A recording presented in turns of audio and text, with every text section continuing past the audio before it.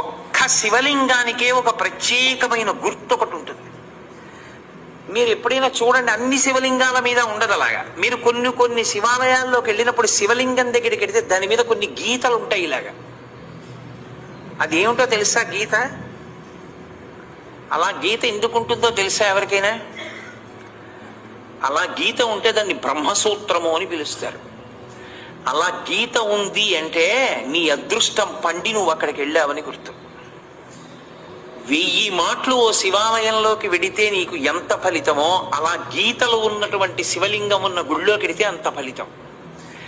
విశేషమైన ఆరాధనీయమో అని గుర్తు. అలాంటి శివలింగం ఉన్న గుడిలోకి వెడితే తప్పకుండా మీరు మీ ద్రవ్యాన్నో, మీ బలాన్నో, మీ సంపత్తినో, మీ పాటనో, మీ పద్యాన్నో, మీ కష్టాన్నో అక్కడ వినియోగించాలి.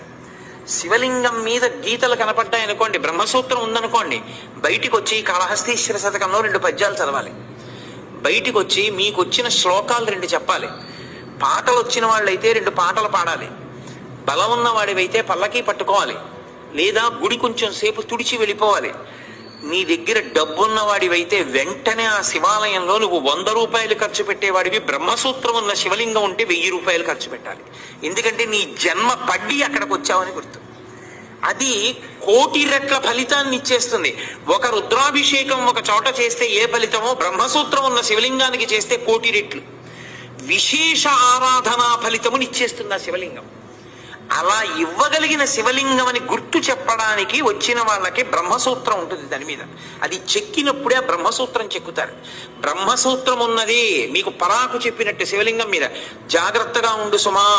తేతలి అని ఒక గ్రామం. మహానుభావుడు రాజరాజ నరేంద్రుడు వెళ్ళిపోతుంటే ఒక పాము అడ్డొచ్చింది, వెళ్ళనివ్వాల సైన్యాన్ని. ఏమిటి ఇలా అడ్డొచ్చిందని చెప్పి తెల్లవారుదామున వెళ్ళి చూశాడు. అద్భుతమైనటువంటి శివలింగం, దాని మీద ఉంటుంది బ్రహ్మసూత్రం. నేను ఎన్నో దేవాలయాల్లో చూసా బ్రహ్మసూత్రం ఉన్న శివలింగాల్ని. బ్రహ్మసూత్రం ఉన్నది ఈ అదృష్టం పండిపోయిందని గుర్తు. మీరక్కడికి వెళ్ళి అపచారం చేసినా అంతే, 1,000,000 రెట్లే.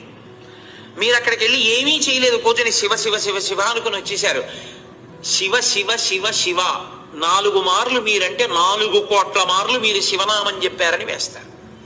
బ్రహ్మసూత్రం ఉన్న దేవాలయంలో ఏది చేసినా ఇంటూ 1,000,000 అని గుర్తు. నేను మాటకంటున్నాను, దానికి లెక్క లేదు అసలు. విశేష అని శ్రీభాగం అంత గొప్పది బ్రహ్మసూత్రం ఉన్నదని.